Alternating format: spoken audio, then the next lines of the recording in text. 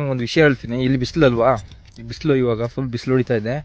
ನನ್ನ ತಮ್ಮ ನೋಡ್ಬಿಟ್ಟು ನೋಡಿ ಬರ್ತಾನೆ ನೋಡ್ಕೊಂಡು. ಇವಾಗ ಏನಕ್ಕೆ ಗೊತ್ತಾ, ಬಿಸಿಲು ನಂಗೆ ತಟ್ಟುತ್ತೆ, ಬಿಸಿಲು ತಟ್ಟಬಾರ್ದು ಅಂತ ತಂಪು ಮಾಡೋಣ ಅಂತ ನೋಡಿದ್ರ ಬಿಸಿಲು ತಡ್ತಾ ಇಲ್ಲ. ಇವಾಗ ಇಲ್ಲೇ ಬಂದು ಕವರ್ ಮಾಡಿ ನಿಂತ್ಕೊಂಡಿದ್ದಾನೆ.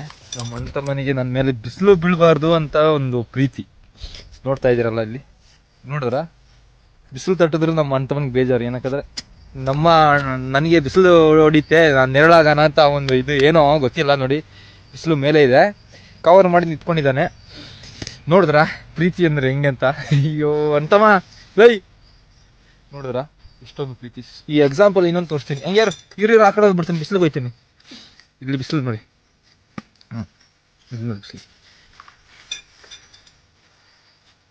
ನೋಡಿ ಬಿಸಿಲು ನೋಡಿ, ಬಿಸಿಲು ಹೊಡಿತಾ ಇದೆ, ಮುಖಕ್ಕೆ ಹೊಡಿತಾ ಇದೆ.